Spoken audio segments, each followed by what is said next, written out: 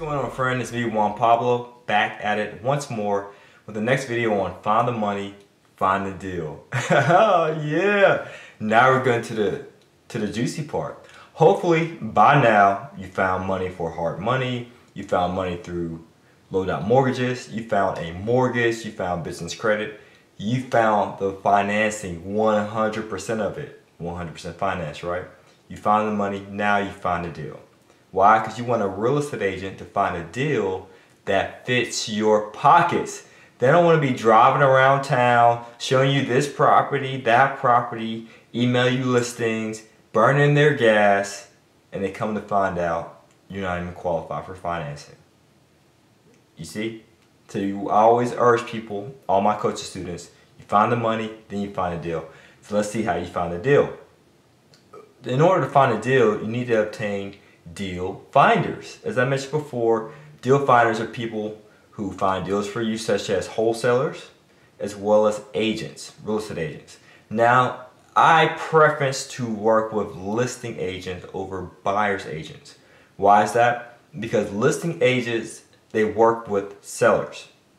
Listing agents is also synonymous with sales agents. It's depending where you live at in the country. Some people say listing agents, some people say sales agents, but they list the property with the seller. Okay, and why do you want to work with them? Because conventional wisdom will say, well, shouldn't I work with a buyer's agent since I'm a real estate investor and I buy properties? I'm the buyer in the transaction. No, the listing agent lists the property with the seller. So for one, they know the state of the property, and for two, they know the motivation of the seller.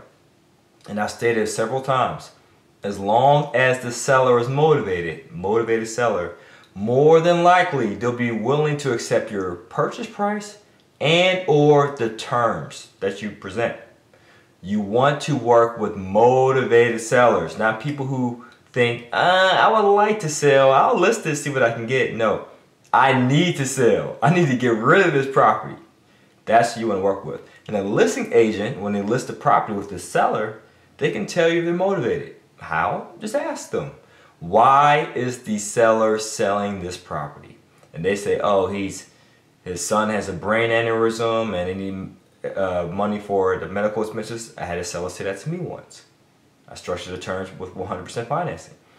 Oh, the woman, she's facing a divorce and she's trying to downsize, or she has way too many properties. She's a tired landlord. She wants to move south to Florida. Oh, she just got another job in California and she can't afford she don't want to manage the property out of state, this investment property, and so forth. So you want to look for those keywords to gauge the motivation of the seller. And the listing agent has this information. Now, will a wholesaler have this information as well? Yes, if they did, quote unquote, list the property with the seller directly, okay? But I always like to work with deal finders who work directly with the seller. From an investor standpoint, from a buy and hold investor, to be more specific, standpoint, that's my preference. So not only do they know the motivation of the seller, and hopefully you were able to ascertain that this seller is in a need to sell, not a want to sell position, the listing agent will also give you insight in regard to the state of the property, meaning what's going on with the property. It's important to know. So before you spend a dime or even a minute doing an analysis on the property and see if the due diligence is right, the physical inspection and all that good stuff, you just want to see what's going on. Hey, real estate agent, hey, listing agent, hey, wholesaler, tell me about the state of the property. What's going on with it? What condition is the property in other words? Now they might say, well, I'm not a licensed contractor by any means. I'm not a certified property inspector by any means as well, but I can share with you what I saw with my naked eye. Okay, that's cool. What did you see? Oh, the roof. I saw it leaking. Or hey, I also think it might need to be changed in a few years.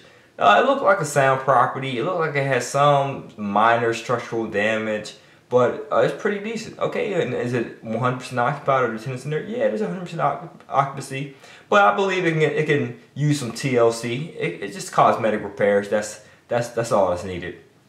And if the deal finder doesn't disclose all this information, then more than likely they didn't list the property.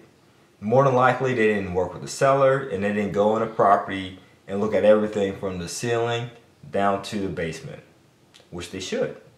So if they didn't, they might be one of those wholesalers who's a buyer's wholesaler who just works with a list of buyers, but they really didn't get the deal. Not saying that there's wrong with that, but I like to work with motivated sellers and properties that are near good occupancy, because I don't want a property that has a lot of damage going on. Okay, that's a turn off for me because I invest out of state, and I invest in yield plays, which I recommend you to do. Now, if you can invest in state, if you have small apartment buildings, you choose to go to multifamily route, or even single family. This applies to single family as well. If you decide to do a pretty single family house, not an ugly distressed single family house with hard money, this same process can work with you as well. Okay, the same process. But I just like to work with yield plays. That's yielding cash flow day one of closing, already occupied. Okay?